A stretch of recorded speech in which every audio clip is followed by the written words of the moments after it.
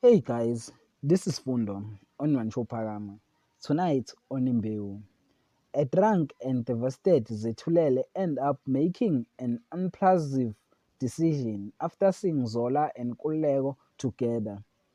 He go back on a house and kiss Sbongile. It seems like Zethulele is loving Sbongile.